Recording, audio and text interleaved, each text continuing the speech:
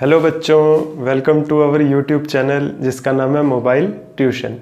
प्यारे बच्चों, अब आपको ट्यूशन पढ़ने के लिए कहीं बाहर जाने की ज़रूरत नहीं, क्योंकि आपका मोबाइल ही आपके लिए ट्यूशन का काम करेगा।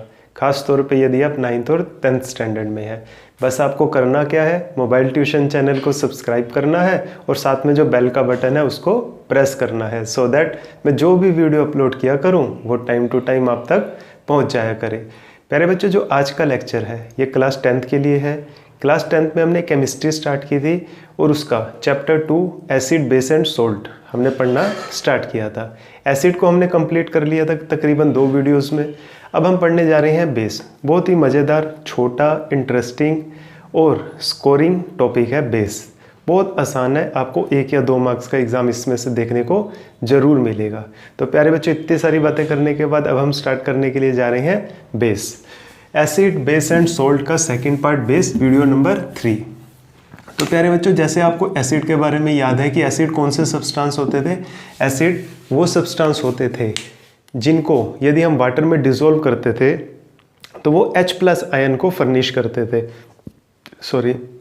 और ये H+ आयन बहुत ज़्यादा अनस्टेबल होता था और वाटर के साथ कंबाइन करके हाइड्रोनियम आयन बना लेता था। जो सब्सटेंस ऐसी प्रॉपर्टी शो करते थे, हमने उन सब्सटेंसेस को एसिड की कैटेगरी में डाल दिया। अब दूसरी बात, उनका टेस्ट कैसा होता था? सोर होता था। अब बेस का टेस्ट कैसा होता है? बेस का टेस्ट बच्चों बिटर होता है। बिटर मतलब कड़वा। अब टेस्ट से तो हमने चेक नहीं करना कि ये सब्सटेंस बेस है या acid, because it is very dangerous for our health. तो बेस के लिए अब क्या प्रॉपर्टीज़ होंगी? जैसे एसिड के लिए प्रॉपर्टीज थी, ऐसे बेस के लिए भी होती हैं। तो बेस के लिए क्या होता है बच्चों? जब बेस को वाटर में डिसॉल्व किया जाता है, ये OH negative ion, OH- ion produce करता है वाटर में। अब ये OH- आयन किसी के साथ कंबाइन नहीं करता, बस ये OH- आयन वाटर में रहता है। तो मतलब ऐसे सब्सटेंसेस जिनको हम पानी में डिसॉल्व करें और वो OH नेगेटिव आयन को फर्निश करें, तो ऐसे सब्सटेंसेस को हम क्या बोल देते हैं? बेस बोल देते हैं। तो बेस की डेफिनेशन बहुत ही आसान है, छोटी भी है। तो प्यारे बच्चों, these are those substances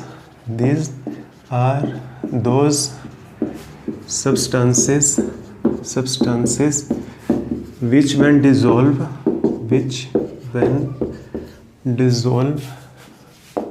dissolve in water furnish OH negative ion. ठीक है, OH negative ion. Bases are bitter in taste. तो प्यारे बच्चों, ये था बेस के बारे में जानना। एसिड के बारे में हमने क्या कहा था? वैसे सब्सटेंस जो H+ आयन को फर्निश करते हैं। फिर हमने उसके आगे कहानी बताई कि वो वाटर के साथ कंबाइन करके हाइड्रोनियम आयन बनाता है। इसमें ऐसा कुछ नहीं, सिर्फ OH- आयन को जो सब्सटेंस फर्निश कर देगा वाटर में, उसको हम बेस की कैटेगरी में डाल देंगे। एक तरीका तो ये है बेस पहचानने का। अब दूसरा तरीका जिसे ज़्यादा एक्यूरेट समझा जाता है और वो आप जानते भी हैं क्या? जब बेस को, मतलब ऐसा कोई सब्सटेंस जिसको हम एसिड के साथ कंबाइन कर दें, ध्यान से सुनो, ऐसा कोई सब्सटेंस जिसको हम एसिड के साथ कंबाइन कर दें और वो हमारे को वाटर और सोल्ट दे दे, तो वो सब्सटेंस जो एसिड के साथ कंबाइन किया गया था उसको बेस मान लिया जाता है। समझ गए बच्चों बात? यानी कि बेस वो सब्सटेंस होते हैं जो एसिड के साथ कंबाइन करके हमारे को वाटर और सोल्ट दे देते हैं। तो ये भी डेफिनेशन में हम ऐड कर लेते हैं। These are those substances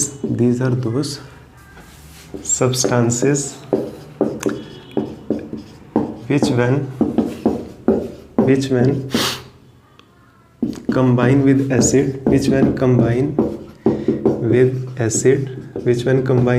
acid gives salt and water, जो हमारे को सोल्ट एंड वाटर देते हैं एसिड के साथ कंबाइन होने पर, ऐसे सब्सटेंसेस को भी हम बेस की कैटेगरी में डाल देते हैं। दूसरी बात बच्चों, बेस के एग्जाम्पल देने का ना बहुत आसान तरीका है। जैसे एसिड के एग्जाम्पल तो हमें याद करने पड़े थे, लेकिन बेस के एग्जाम्पल हमारे को याद करने की ज़रूरत नहीं है। बस आपको पता होना चाहिए कि मेटल के कुछ एग्जाम्पल याद कर लो। मैं यहाँ पे इंपॉर्टेंट मेटल्स लिख देता हूँ, इनको देखकर ही आप बेस के एग्जाम्पल बनाना स्टार्ट कर दोगे। इंपॉर्टेंट मेटल्स में जो आपको याद रखनी है, sodium, potassium, zinc, magnesium and calcium. बस इतना याद रख लेना, ये 5 मेटल के नाम याद रख लो, sodium, potassium, zinc, magnesium and calcium. इन 5 से ही आपका पूरा बेस का चैप्टर कंप्लीट हो जाएगा। ट्रस्ट में बहुत अच्छी तरह से कंप्लीट हो जाएगा। तो अब इसका एग्जांपल देने का तरीका देखो। बेस ना बच्चों, बेस का एग्जाम, बेस जो होते हैं ना, वो मेटल के ऑक्साइड होते हैं या मेटल के हाइड्रोक्साइड होते हैं। मेटल के ऑक्साइड या मेटल के हाइड्रोक्साइड। अब आप जान चुके हैं कि ऑक्साइड कैसे बनता है मेटल का और हाइड्रोक्साइड कैसे बनता है। मतलब आपको मेटल लेनी है, मेटल के साथ में ऑक्सीजन लगा दो, मेटल का ऑक्साइड बन गया। अब वैलेंसी चेक कर लो, सोडियम की वैलेंसी 1, ऑक्सीजन की 2, तो यानी कि Na2O, ये क्या बन गया, बेस का एग्जाम्पल।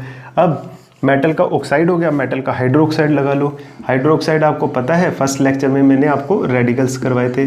तो OH, इसकी वैलेंसी 1 होती है और सोडियम की भी 1 होती है, इसलिए हम इसको लिखेंगे ही नहीं। ये भी किसका एग्जाम्पल हो गया, बेस का। आओ और एग्जाम्पल देखते हैं। जैसे मैग्नीशियम है, आपको इसका ऑक्साइड चाहिए, इसके साथ ऑक्सीजन लगा दो, ऑक्सीजन की वैलेंसी 2, मैग्नीशियम की वैलेंसी 2, इन दोनों का HCF2, उससे हम इसको डिवाइड कर देंगे तो ये क्या बन गया, MgO। और अगर हाइड्रोक्साइड की फॉर्म में चाहिए तो मैग्नीशियम के साथ बच्चों हाइड्रोक्साइड लगा दो। ठीक, मैग्नीशियम की वैलेंसी कितनी होती है, 2, और हाइड्रोक्साइड की वैलेंसी कितनी होती है, 1, जो कि लिखने की ज़रूरत नहीं है।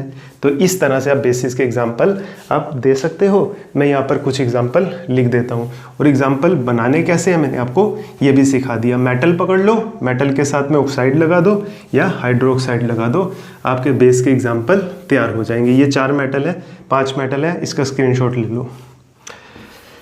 ये मेटल्स बस याद रख लेना, आपका इस चैप्टर में बहुत अच्छा काम चल जाएगा।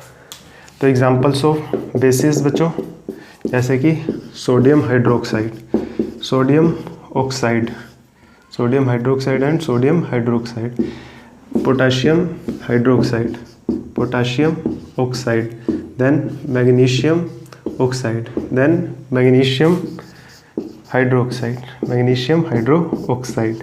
ठीक है बच्चों, और भी लिखना हो और भी लिख लो। जैसे मैंने क्या बताया था आपको, सोडियम, पोटाशियम, मैग्नीशियम, और कौन सा बताया था, जिंक ले लो, जिंक ऑक्साइड और जिंक हाइड्रो ऑक्साइड।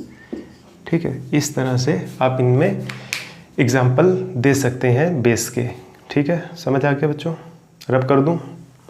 ठीक है, ये था बेस के बारे में। ऐसे सब्सटेंस जो वाटर में डिसॉल्व करो तो OH- आयन फर्निश करें, उन सब्सटेंस को बेस, या वो सब्सटेंस जो एसिड के साथ कंबाइन करके सोल्ट या वाटर प्रोड्यूस करते हैं उनको भी बेस बोलते हैं। इनका टेस्ट जनरली बीटर होता है। एग्जाम्पल देने के लिए क्या याद रखो, मेटल के साथ में ऑक्साइड लगा दो या मेटल के साथ में हाइड्रोक्साइड लगा दो, आपको क्या मिल जाएगा, बेस का एग्जाम्पल मिल जाएगा। स्क्रीनशॉट ले लिया, ओके। नेक्स्ट हेडिंग लगाओ, types of base. Types of base,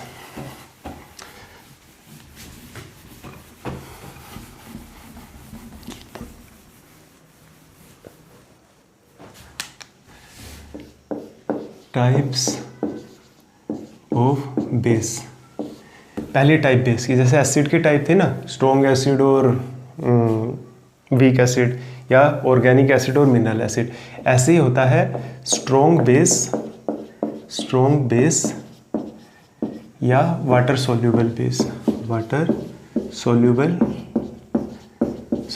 base. ठीक है, these are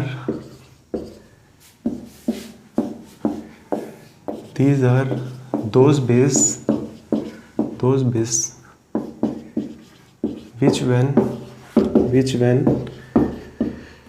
which are soluble in water,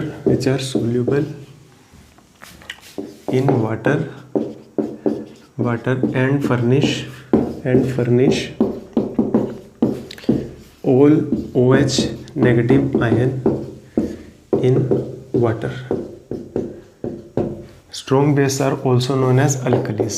Strong base are also known as alkalis. इनको अल्कलीज भी बोलते हैं। किनको? स्ट्रॉन्ग बेस को। स्ट्रॉन्ग बेस को अल्कली भी बोला जाता है। तो 1 मार्क का क्वेश्चन आता है कि क्या सभी के सभी अल्कली बेस है? सोचो, सभी के सभी अल्कली बेस है? हाँ है। क्योंकि अल्कली स्ट्रॉन्ग बेस है और स्ट्रॉन्ग बेस बेस की कैटेगरी में तो आएगा ही आएगा ना। अब दूसरी बात, क्या क्वेश्चन था, क्या सभी अल्कली बेस हैं? हाँ हैं। क्या सभी बेस अल्कली हैं? देखो बेस के अंदर वीक बेस भी आ जाएंगे और वीक बेस अल्कली नहीं होते। तो 1 नंबर के क्वेश्चन को इस तरह से पूछा जाएगा और आप इसका आंसर आसानी से दे सकते हो, नॉन एज अल्कलीज। तो एग्जाम्पल कौन आएंगे बच्चों? देखो सोडियम और पोटाशियम के, सोडियम और पोटाशियम, मैंने बोला था ना मेटल के ऑक्साइड एंड हाइड्रोक्साइड जो होते हैं वो स्ट्रॉन्ग बेस होते हैं। तो आपको कैसे याद रखना है अल्कली के एग्जाम्पल या स्ट्रॉन्ग बेस के? आप क्या करो, सोडियम और पोटाशियम ये 2 मेटल छांट लो, अब इनसे बेस बनाओ, मतलब इनके ऑक्साइड देखो और इनके हाइड्रोक्साइड देखो। तो जो सोडियम और पोटाशियम से बने बेस होते हैं वो स्ट्रॉन्ग बेस की कैटेगरी में आएंगे, और जो हमने दूसरे सीखे थे जिंक, मैग्नीशियम, इनको बच्चों वीक बेस की कैटेगरी में डाल देंगे। तो एग्जाम्पल क्या आ जाएगा, सोडियम हाइड्रोक्साइड और पोटाशियम हाइड्रोक्साइड और सोडियम ऑक्साइड या पोटाशियम ऑक्साइड। एक और होता है इसके अंदर जिसका नाम है अमोनियम हाइड्रोक्साइड, अमोनियम हाइड्रोक्साइड। पहले बच्चों ये वाटर सोल्यूबल तो होता है, अमोनियम हाइड्रोक्साइड की एक खास बात है ये एक्सेप्शनल है। ये क्या है बच्चों, इसके ऊपर स्टार बना देता हूँ, ये क्या है, एक्सेप्शनल। ये क्या है, is a water soluble, is a water, पानी में घुल तो जाता है, ये is a water soluble but weak base, लेकिन सारे के सारे अपने OH आयन फर्निश नहीं करता, but weak base. Weak base क्यों है? Because it does not furnish all of its OH minus ion in the water. ठीक है, अब यहाँ से आपको ये बात समझ आ गई। स्ट्रॉन्ग बेस क्या होते हैं, वाटर सोल्यूबल बेस क्या होते हैं, अमोनियम हाइड्रोक्साइड, नाम क्या है इसका, ammonium hydroxide, ammonium hydroxide, ammonium hydroxide, note कर लेना। एक्सेप्शनल की कैटेगरी में आता है बच्चों ये वाटर सोल्यूबल बेस, लेकिन स्ट्रॉन्ग नहीं है। तो क्या ये अल्कली होगा? सोचो, नहीं, अल्कली सिर्फ स्ट्रॉन्ग बेस होते हैं सोडियम और पोटाशियम के। चलो रब कर दूं, ठीक है। अगली हेडिंग लगाओ, वाटर इनसोल्यूबल बेस, या ओहो इसी को यूज कर सकता था, चलो कोई बात नहीं, दोबारा लिख देंगे। वीक बेस और water insoluble base, weak base और water insoluble base, weak base या water insoluble base, water insoluble, weak base और वाटर इनसोल्यूबल बेस। ठीक है, चलो these are those bases, these are those bases which are not properly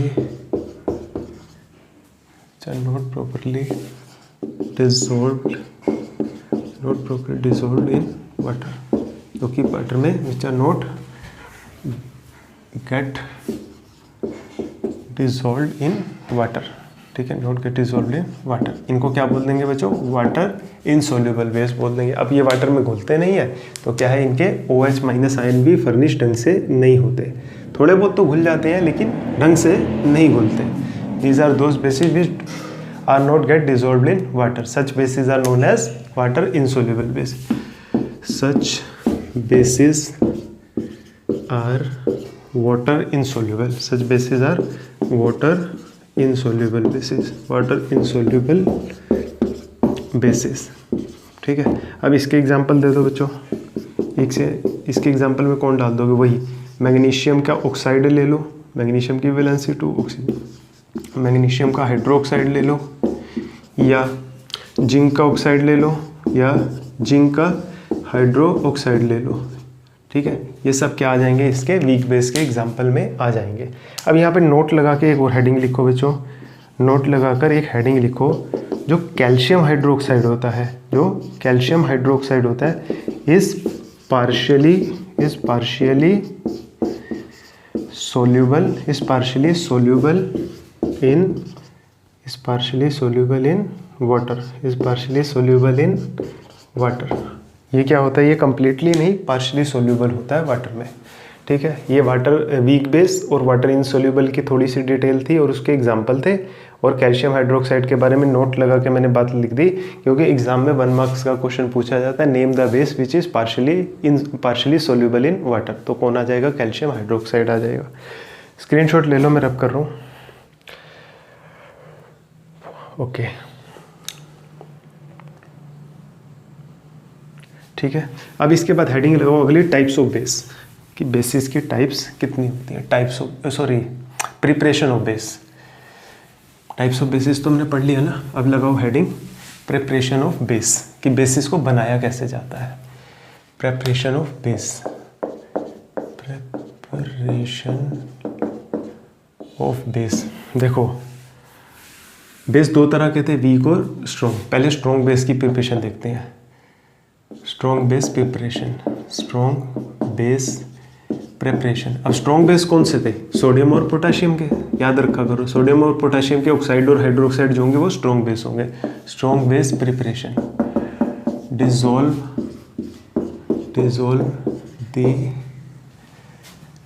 the desired metal in water and we get strong base, desired metal कौन सी है, देखो strong base के लिए desired metal कौन सी है, सोडियम पोटाशियम, ठीक है। अब देखो सोडियम को लो या पोटाशियम को लो, सोडियम लिया Na, इसको वाटर में डाल दिया H2O, ठीक है, gives NaOH plus hydrogen gas को रिलीज करता है ये, ठीक है। इसके बाद पोटाशियम का बेस बनाना हो, पोटाशियम को लो वाटर में डाल दो, तो क्या बन जाएगा, KOH प्लस हाइड्रोजन गैस, ये इसमें से रिलीज हो जाएगी। तो प्यारे बच्चों, मैं बैलेंस कोई भी रिएक्शन नहीं करूँगा, मैं बैलेंस जानबूझ के कोई भी रिएक्शन नहीं करूंगा, ताकि आपकी प्रैक्टिस हो बार बार रिएक्शंस को बैलेंस करने की। आपको वीडियो नंबर 2 में सिखाया गया केमिकल रिएक्शन एंड इक्वेशंस में कि किस तरह से रिएक्शंस को बैलेंस किया जाता है। तो आप उस टेक्निक को यूज़ करके सभी रिएक्शंस को बैलेंस करना, आपकी प्रैक्टिस होती जाएगी, ठीक है। और एक और बेस होता था ammonium hydroxide, ammonia plus water डालो तो ये क्या बन जाएगा, NH4OH, इसमें हाइड्रोजन गैस नहीं निकलेगी। तो ये था method of preparation of strong base. इसका स्क्रीनशॉट ले लो।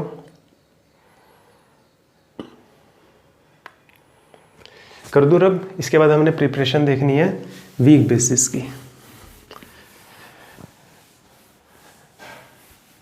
प्रिपरेशन ऑफ वीक बेस,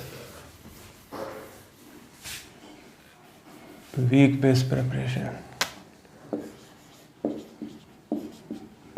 देखो वीक बेस प्रिपरेशन, इसमें क्या होता है, वीक बेस याद करो कौन कौन से थे, जिंक हाइड्रोक्साइड, मैग्नीशियम हाइड्रोक्साइड, ठीक है, ये सब क्या थे, वीक बेस के एग्जांपल थे।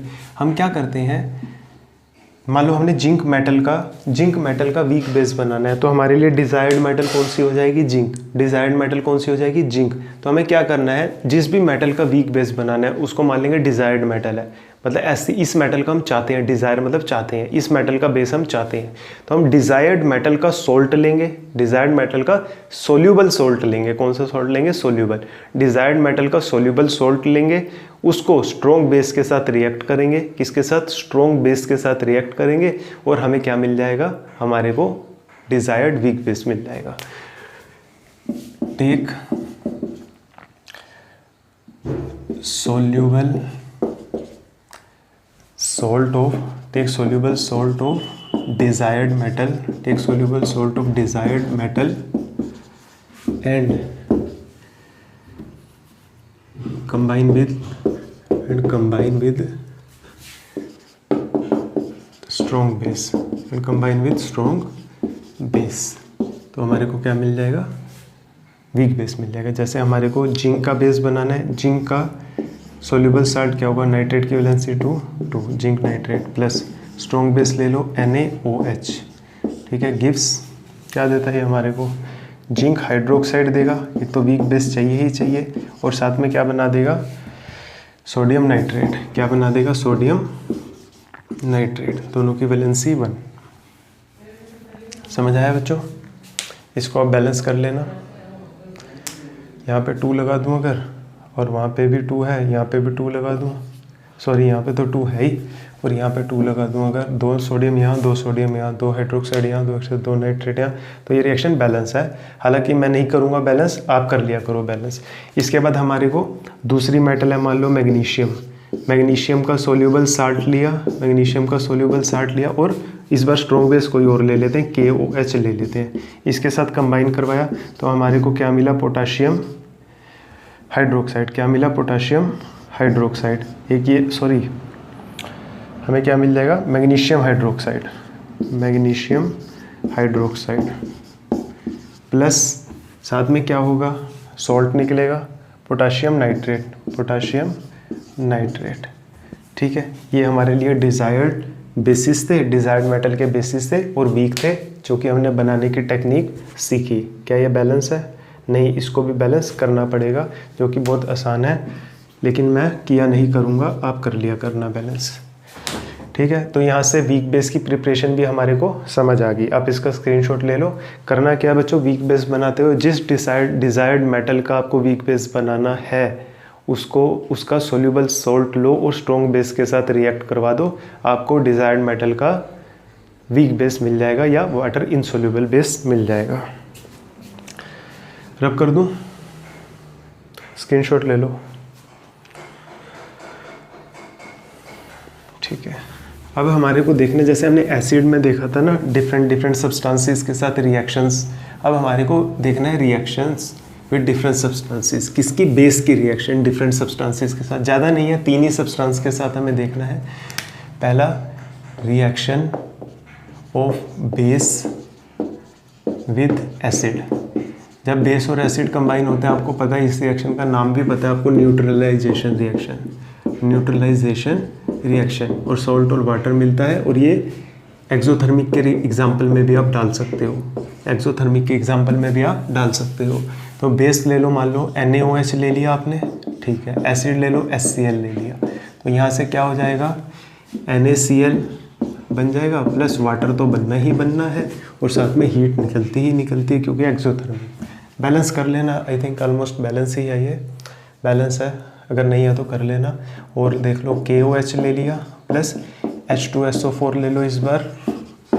ये रिएक्शन तो आपने पढ़ी हुई है, तो ये बन जाएगा salt potassium sulphate plus water plus heat. इन्होंने तो आना ही आना है। तो ये पहली रिएक्शन थी, reaction of base with acid, तो इसका स्क्रीनशॉट ले लो। ठीक, चलो अगली हेडिंग लिखाओ, reaction of base with metal. Metal के साथ कैसे रिएक्ट करता है ये? Reaction of base with metal. चलो बेस कौन सा लोगे? बेस ले लो आप, जैसे NaOH ही ले लिया। जिंक मेटल के साथ इसको रिएक्ट करवा दो, तो ये बन जाएगा सोडियम जिंकेट। क्या बन जाएगा? सोडियम जिंकेट, प्लस साथ में क्या होगा? हाइड्रोजन गैस आ जाएगी बाहर। साथ में क्या होगा? हाइड्रोजन गैस आएगी। इसका नाम क्या बच्चों? Sodium zincate, sodium zincate. ठीक, अब एक और ले लो, जैसे NaOH ले लिया बेस, और साथ में इसकी जगह एल्यूमिनियम मेटल ले ली, तो ये क्या बन जाएगा? Sodium aluminate. प्लस इसके अंदर ना यहाँ पर वाटर भी ऐड करना पड़ता है हमारे को।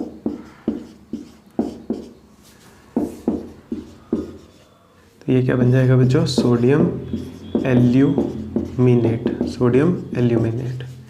ठीक है, ये रिएक्शंस थी किसके साथ? किसके साथ रिएक्शन थी ये? बेस की मेटल के साथ। बेस की रिएक्शन थी मेटल के साथ। क्लियर है बच्चों? स्क्रीनशॉट ले लो। अब इसके बाद हमें पढ़ना है last, reaction of base with non metal oxide. Reaction of base with non metal oxide.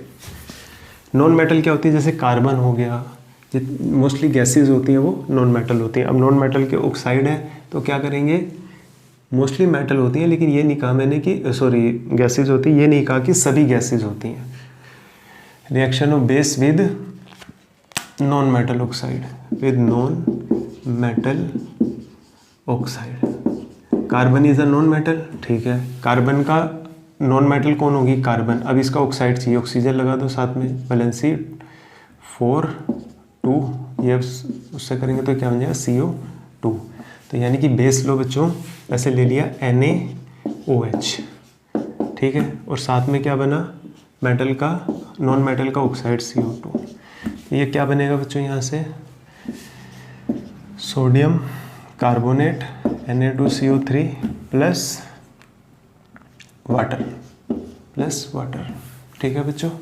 इसके बाद जैसे KOH को ले लो, स्ट्रॉन्ग बेस को, कार्बन डाइऑक्साइड के साथ, तो यहाँ से क्या बन जाएगा, पोटाशियम कार्बोनेट K2 आ जाएगा प्लस वाटर।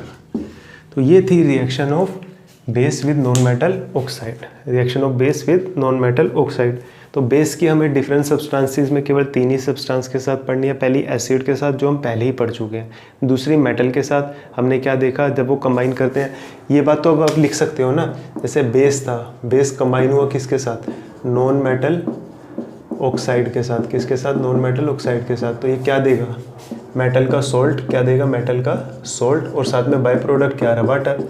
ऐसे इससे पहले वाली रिएक्शन में क्या लिख दोगे, base plus metal gives metal salt plus hydrogen gas, और उससे पहले वाले में acid plus base is equal gives us water and salt, साथ में हीट भी आती है। तो ये थी रिएक्शंस बेस की विद नॉन मेटल ऑक्साइड, केवल 3 ही सब्सटेंसेस के साथ ही, ज़्यादा रिएक्शंस नहीं है। आई होप आपको तीनों रिएक्शन समझ आई होंगी।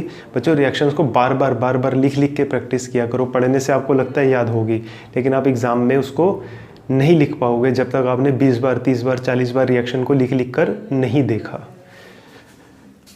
रब कर दो बच्चों, स्क्रीनशॉट ले लो, ठीक है। इसके बाद हमें देखने यूजेस ऑफ बेस, क्या देखना हमारे को, बेस के uses of base, uses of base, base के यूजेस क्या है, basis are used to prepare soap, साबुन जो होता है वो बनाने के काम आता है, पेपर, टूथपेस्ट, इसके अलावा ब्लीचिंग पाउडर, जैसे कैल्शियम हाइड्रोक्साइड था ना एक बेस, ये ब्लीचिंग पाउडर बनाने के काम आता है, ब्लीचिंग पाउडर। और मोस्ट इम्पॉर्टेंट, जब हमारे पेट में एसिडिटी हो जाती है तो हम इनो वगैरह लेते हैं, तो उसको क्या बोलते हैं, एंटासिड्स। तो ये एंटासिड्स बनाने के भी काम आता है। तो बेसिस का यूज़ किस में होता है, prepare soap, paper, toothpaste, bleaching powder and antacids. 1 marks में पूछ लेता है बच्चों, याद कर लेना इसको, स्क्रीनशॉट ले लो इसका, ठीक। इसके बाद जैसे हमने एसिड में बेसिसिटी ऑफ एन एसिड पढ़ा था, ऐसे ही हमारे को अब यहाँ पर एसिडिटी ऑफ बेस पढ़ना है, एसिडिटी ऑफ बेस। अच्छा याद करो, बेसिसिटी ऑफ एन एसिड क्या था, एसिडिटी ऑफ बेस की एक एसिड का मॉलिक्यूल कितने H+ आयन फर्निश करता है, वो उसकी क्या बन जाती थी, बेसिसिटी। अब उसी बात को यहाँ पे अप्लाई करो, एक बेस का मॉलिक्यूल कितने OH- आयन फर्निश करेगा, तो उसको क्या बोल देंगे, उसकी acidity. The number of OH- hydroxide ion, OH- मतलब hydroxide ion, the number of OH- ion furnish by one molecule of a base, number of OH- ion furnished by one molecule of a base is called acidity of base, is called acidity of base, ठीक। अगर वो एक OH- ion को furnish करता है तो क्या बन जाएगा, mono acidic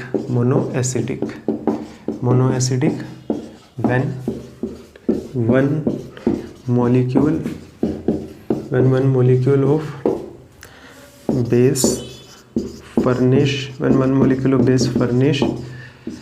one OH ion when one molecule of base furnish one OH minus ion,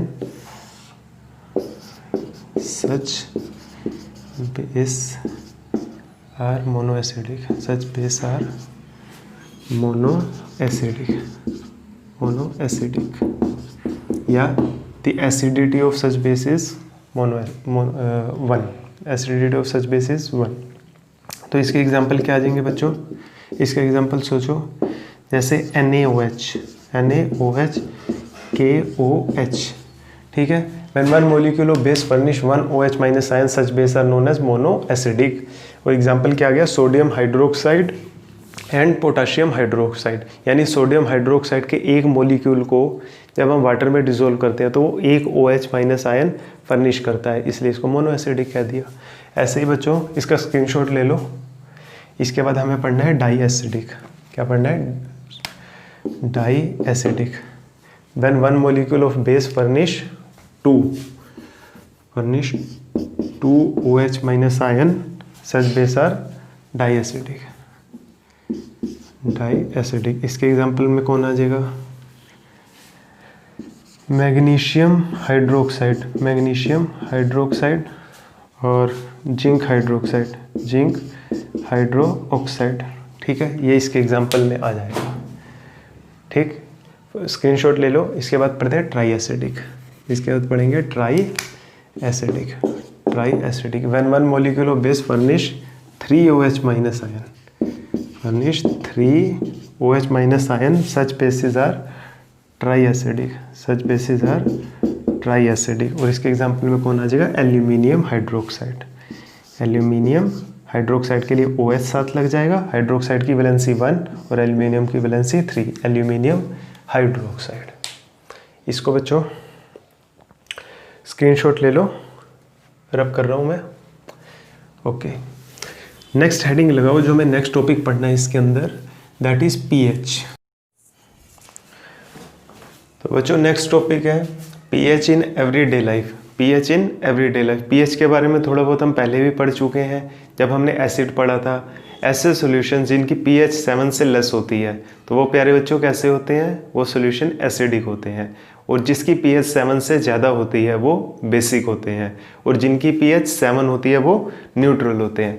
प्यारे बच्चों जितनी कम पीएच होगी सॉल्यूशन उतना ज़्यादा एसिडिक होगा, मतलब उसके पास उतने ज़्यादा H+ आयन होंगे।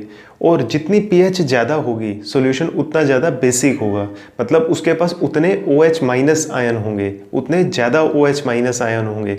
अगर आपसे कोई पूछे कि किसी सॉल्यूशन की pH 2 है, तो प्यारे बच्चों वो सॉल्यूशन कैसा होगा? वो सॉल्यूशन एसिडिक होगा। अब क्या उसके पास H+ आयन्स होंगे? हाँ होंगे, और बहुत ज़्यादा क्वांटिटी में होंगे, क्योंकि pH जो है वो हमें हेल्प करता है ये बताने में कि क्या सॉल्यूशन के पास H+ आयन है या नहीं है। अगर सॉल्यूशन के पास H+ आयन है तो उसकी pH 7 से लेस होगी, मतलब वो एसिडिक होगा। और जितनी कम pH होगी उतने ज़्यादा H+ आयन होंगे।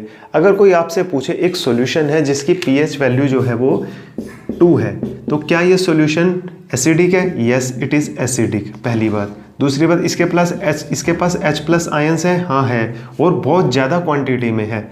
अब सवाल ये आता है क्या इसके पास OH- आयन है? सोचो, क्या इसके पास OH- आयन है? आपको लगेगा सॉल्यूशन तो एसिडिक है और इसके पास तो H+ आयन है और OH- आयन इसके पास नहीं होंगे। लेकिन नहीं बच्चों, ऐसा नहीं होता। जो सॉल्यूशन एसिडिक होता है उसके पास H+ आयन बहुत ज़्यादा क्वांटिटी में होते हैं और OH- आयन बहुत कम क्वांटिटी में होते हैं, इसलिए हम कंसीडर करते हैं कि वो है ही नहीं। लेकिन एक्चुअल में ऐसा नहीं होता, एक्चुअल में उनके पास OH- आयन भी होते हैं। अगर किसी की pH 10 है तो बच्चों वो सॉल्यूशन कैसा है? बेसिक है, पहली बात। बेसिक है तो उसके पास काफ़ी सारे OH- आयन होंगे। क्या इसके पास H+ आयन होंगे? आयन होंगे? ऐसा मत सोचना कि इसके पास H+ आयन नहीं है, इसके पास H+ आयन अभी भी है, लेकिन as compare to OH- ion वो बहुत कम क्वांटिटी में है। इस वजह से हम कह देते हैं कि इसके पास OH- आयन है और H+ आयन नहीं है, ऐसा मत सोचना। उसके पास बहुत कम क्वांटिटी में H प्लस आयन। तो ये होता है पीएच के बारे में कि सॉल्यूशन की जितनी कम पीएच होगी उतना ज़्यादा एसिडिक होगा, और जितनी ज़्यादा पीएच होगी सॉल्यूशन उतना ज़्यादा बेसिक होगा। तो बच्चों टॉपिक है जो आज, that is pH in everyday life. PH in everyday life, हमारी डेली लाइफ में पीएच का क्या रोल है। देखो पीएच जो है हेल्प अस टू क्वांटिफाई या ये लिख लो टू मेजर दी, आसान वर्ड रहेगा आपके लिए, to measure the concentration of H plus ion. ठीक, if pH is less than solution is acidic and has more H plus ions। ठीक है, लेस में कितनी, लेस देन 7। ठीक है, solution and has more H plus ion if pH is greater than 7, if pH is greater than 7, अगर pH greater than 7 है तो क्या होगा, solution is basic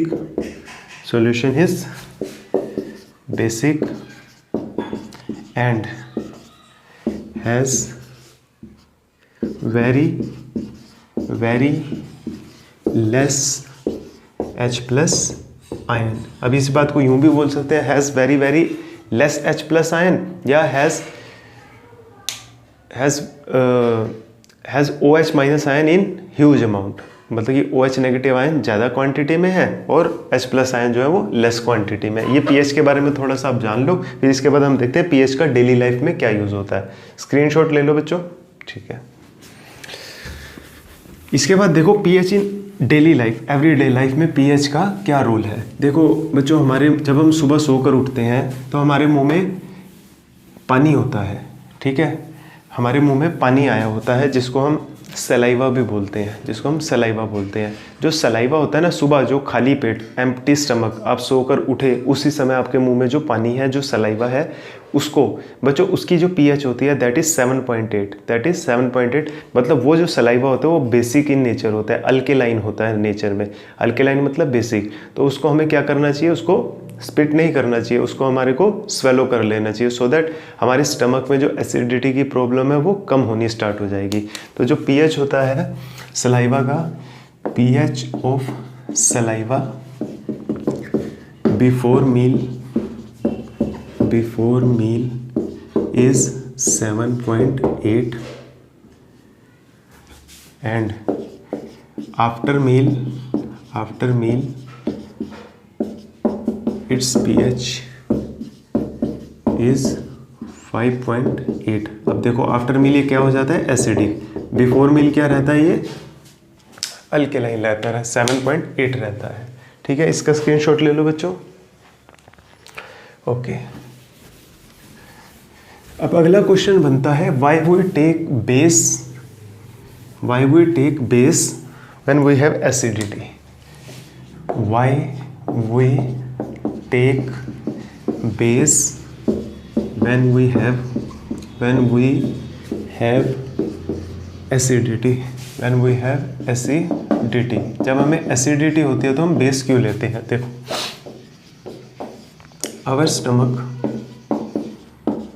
stomach releases HCl, hydrochloric acid, HCl for digestion of food, for digestion of food। Under some conditions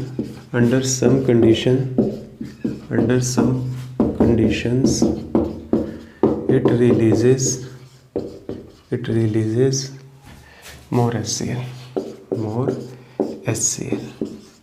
which cause acidity,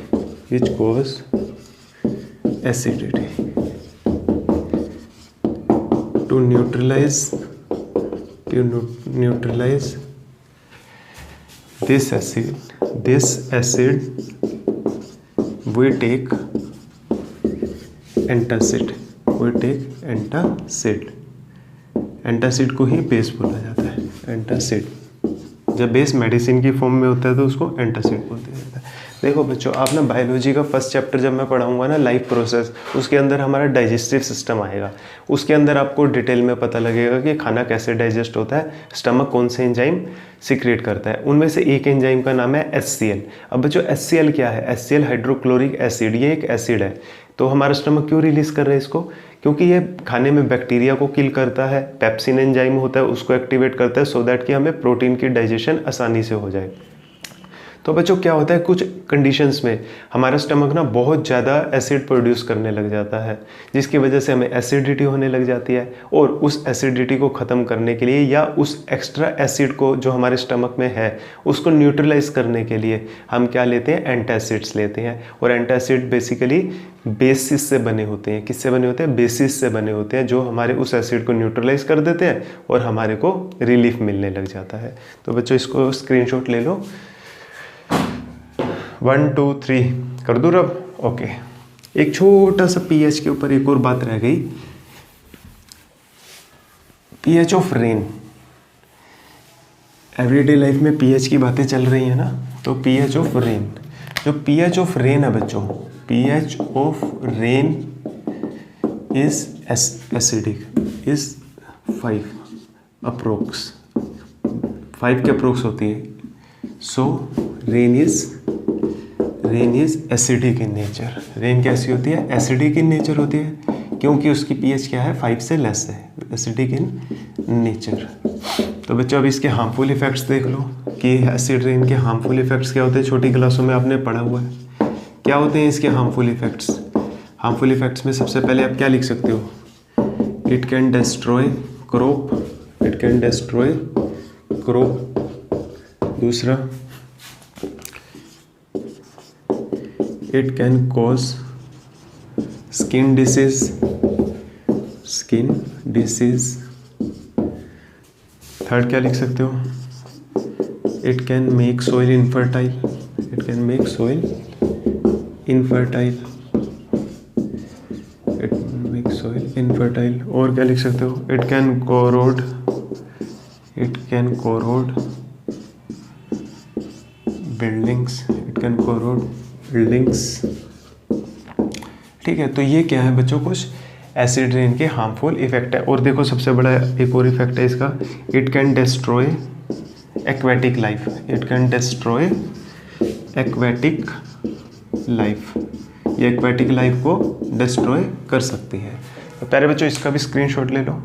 ठीक, जो acid rain होती है बच्चों, जो रेन होती है, एटमॉस्फेयर में ना बहुत सारी गैसेस होती हैं, तो ये उनके साथ कंबाइन करके सल्फ्यूरिक एसिड, सल्फ्यूरस एसिड, ये सब बना लेती है, नाइट्रिक एसिड। इन सब को रेन में वो सब, जब रेन वाटर इन गैसेस के साथ मिक्स होता है, sulphur dioxide, sulphur trioxide gas के साथ, कार्बन डाइऑक्साइड गैस के साथ, तो बच्चों carbonic acid, sulphurous acid, sulphuric acid, ये सब इसके साथ क्या होता है? ये सब फॉर्म हो जाते हैं, जिसकी वजह से वो रेन क्या हो जाती है? एसिडिक हो जाती है। तो इसलिए एसिडिक रेन जो होती है उसके कुछ हार्मफुल इफेक्ट्स होते हैं, जैसे कि वो मैंने सारे के सारे आपको लिख दिए हैं। तो हमारे को कोशिश करनी चाहिए कि रेन में नहीं ज़्यादा, we should not take more rain bath, क्योंकि ये हमारी हेल्थ के लिए भी इंजूरियस होता है, because the presence of pollution in the atmosphere. तो नेक्स्ट टॉपिक है बच्चों टूथ डीके। देखो क्या होता है, हमारे माउथ में बहुत सारे बैक्टीरियाज होते हैं, हमारे माउथ में बहुत सारे बैक्टीरियाज होते हैं जो क्या करते हैं? हमारी खाने को डाइजेस्ट करने में हेल्प करते हैं। खाने में जो अवेलेबल कार्बोहाइड्रेट्स होता है, ग्लूकोज होता है, वो उसको शुगर में कन्वर्ट कर देते हैं। ठीक, लेकिन कुछ बैक्टीरिया ऐसे होते हैं जो इसी शुगर के साथ, इसी ग्लूकोज के साथ रिएक्ट कर एसिड फॉर्म करते हैं। और वो एसिड क्या करता है? वो हमारे जो टीथ्स है ना, इनको कोरोड करना स्टार्ट कर देता है। एसिड की प्रॉपर्टी होती है it can corrode the objects, तो वो हमारे टीथ को कोरोड करता है, जिसकी वजह से हमारे दांतों में कैविटी हो जाती है, जिसकी वजह से हमारे दांतों में कैविटी हो जाती है। और इसी प्रोसेस को, इसी फिनोमेना को टूथ डीके बोला जाता है। तो हेडिंग लगाओ टूथ डीके, टूथ डीके। तो बच्चों our mouth is full of bacteria. Some some bacteria are helpful, but some combine with sugar,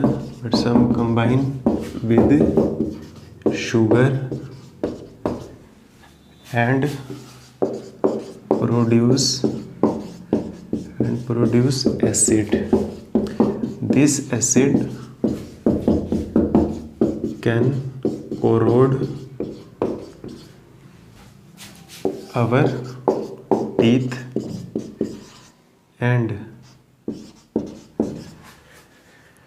and cause cavity in the teeth, This process या this phenomena is known as tooth decay. तो बच्चों इसका भी screenshot ले लो आप। Question पूछा जाता है बोर्ड में, ये 2 मार्क्स का, what is tooth decay. Okay, रब कर रहा हूँ बच्चों। अब लास्ट टॉपिक है इस चैप्टर का, that is deliquescent nature of base. ये क्या होता है डीलिक्विसेंट नेचर ऑफ बेस? देखो बच्चों, किसी सॉलिड का एटमॉस्फेयर में से मॉइस्चर को एब्जॉर्ब करके लिक्विड में कन्वर्ट हो जाना ही डीलिक्विसेंट कहलाता है। कुछ बेस होते हैं जैसे strong base, water soluble base, जिनको हम सोडियम हाइड्रोक्साइड NaOH या KOH बोलते हैं। ये क्या करते हैं, अगर इनको हम खुले में रख देंगे ना, खुले में मतलब छत पर रख दें, direct in the contact of atmosphere, तो क्या होगा बच्चों, ये एटमॉस्फेयर में से ना मॉइस्चर को एब्जॉर्ब कर लेते हैं और उसको एब्जॉर्ब करने के बाद ये लिक्विड में कन्वर्ट हो जाते हैं, और इसी प्रोसेस को क्या बोलते हैं, डीलिक्विसेंट नेचर ऑफ बेसिस। तो हेडिंग लगाओ बच्चों, डीलिक्विसेंट नेचर ऑफ बेस। ठीक, सम बेसिस, सभी बेस ऐसा नहीं करते, some bases like NaOH, KOH absorbs moisture from air and converts into liquid form. This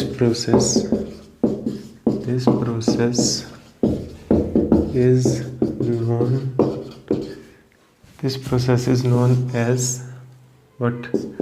Deliquescent nature of base। तो प्यारे बच्चों, इसका आप स्क्रीनशॉट ले लो, 1 मार्क का क्वेश्चन ये पूछा जाता है। ओके, तो इतना सब पढ़ने के बाद हमारा बेस कंप्लीट हुआ। इससे पहले हम एसिड कंप्लीट कर चुके हैं, बेस कंप्लीट कर चुके हैं। प्यारे बच्चों, 2-3 बार इस वीडियो को देखना, तो वीडियो देखते देखते ही आपको बेस समझ में आ जाएगा और आपको याद भी हो जाएगा, आई कैन एश्योर यू। और बेस में आने वाले जो क्वेश्चन है आप देखना, ये पूरे का पूरा जो लेक्चर है मोस्ट ऑफ द क्वेश्चंस को कवर करेगा। तो आपको इस लेक्चर को बहुत ज़्यादा अच्छी तरह से देखना है, सो दैट कि आपके स्कूल पॉइंट ऑफ व्यू से और CBSE के पॉइंट ऑफ व्यू से भी आपको काफ़ी हेल्प रहेगी। तो प्यारे बच्चों, इससे नेक्स्ट लेक्चर में हम सोल्ट स्टार्ट करेंगे, तकरीबन 2 से 3 वीडियो बनेंगे उसके, क्योंकि वो थोड़ा सा लंबा टॉपिक है। तो तब तक बच्चों मज़े करते रहिए, पढ़ाई करते रहिए। All the very best.